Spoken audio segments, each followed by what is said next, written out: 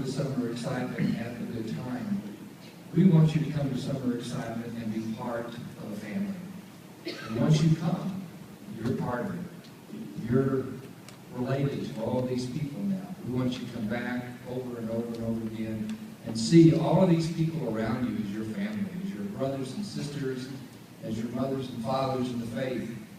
We used to try to get the students to call their team leaders, but they never did that. I always called them mom and dad. And that's appropriate, I guess, because you really are family to each other. But it's important for you to know, since we are family, it's important for you to kind of know your ancestry. And tonight I want to tell you about somebody who is very special to Summer Excitement. 28 years ago, Summer Excitement began in Dallas.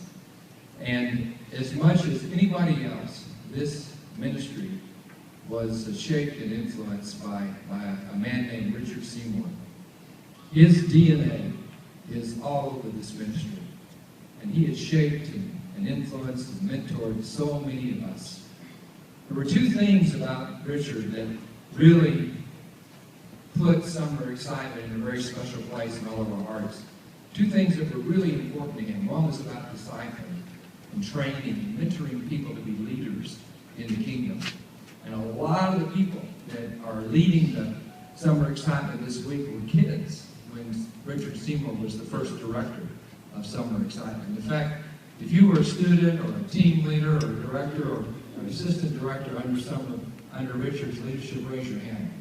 You can just see. It's all the old people. But when they were young, it was Richard that was teaching us how to be Christians and how to be Christian leaders. But the other thing, I think in fact the most important thing that Richard gave to Summer Excitement was his unique idea, his unique understanding of how joyful Christianity is supposed to be. He wanted us to experience the joyful Christian life. I don't know where the name Summer Excitement came from. I don't know who came up with it. It wouldn't surprise me at all if it was Richard that came up with that name, because excitement is what Richard was all about.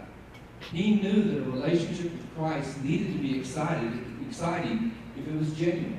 And he was excited about his relationship with the Lord, and he wanted everybody else to have that same relationship. And Summer Excitement was one of his ways of shaping a whole new generation and helping them to understand just how incredibly fun it could be to be a Christian.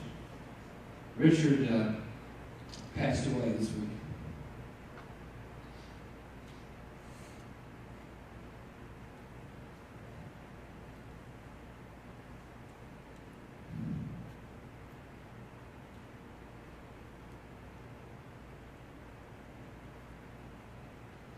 So it's important for all of you to know, since you're his great-grandchildren, this is who the father really of Summer Excitement is. He's Papa Excitement. He's the one you need to know about, because really as much as anyone else, he's the reason you're having this week. He trained Joel and mentored Joel and recruited Joel to be director after him. And Joel poured himself into Summer Excitement. He learned how to do it from Richard. He trained and mentored me to come into Summer Excitement as the first dean. He trained and mentored many of the folks around here to be the team leaders, the first generation of team leaders. He taught us all that Christianity needed to be about being excited and about sharing that excitement with others. We want you to watch a video that the branch, the church where he ministered for so long, put together to honor him. Watch this video. Richard, we've had several complaints about the coffee out at Vista Ridge. I've been told, and I quote, "It tastes like dirt." What can we do about it? Put less dirt in it? Richard and Shirley Seymore first joined the staff at the branch in May of 1968, preaching, teaching, and caring for the congregation. After serving the branch for 6 years, Richard and Shirley moved to San Antonio, where they ministered for 9 years, and then returned to the branch in February of 1983. Since rejoining the staff, Richard has worked in practically every area of ministry and has been instrumental in the development and implementation of our small groups ministry. Richard is, of course, a very powerful people person. Richard has the ability to be so humble himself that he's not threatening to other people. They feel comfortable working with him. He calls people on the telephone. He takes them out to eat, where they sit down, they talk, they become good friends. And he had the patience and perseverance to stay with them. You know, he would spend time with them. He's all in. When he does something, he is all in.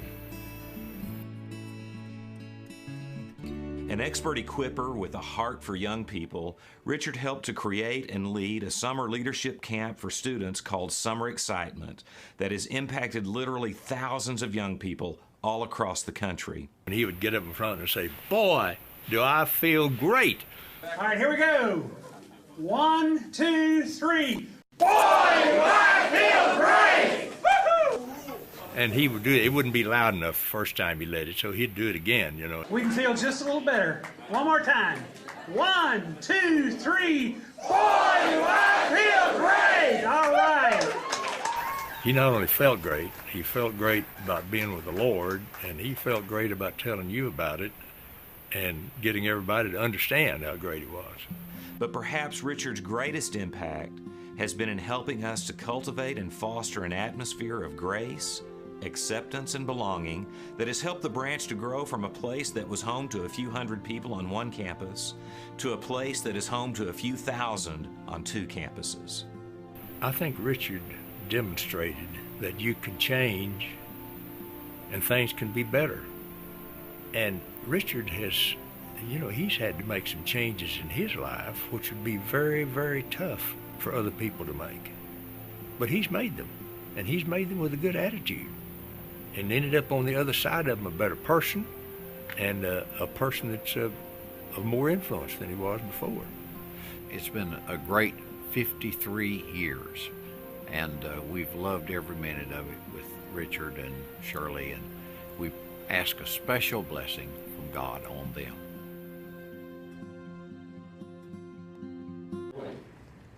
One.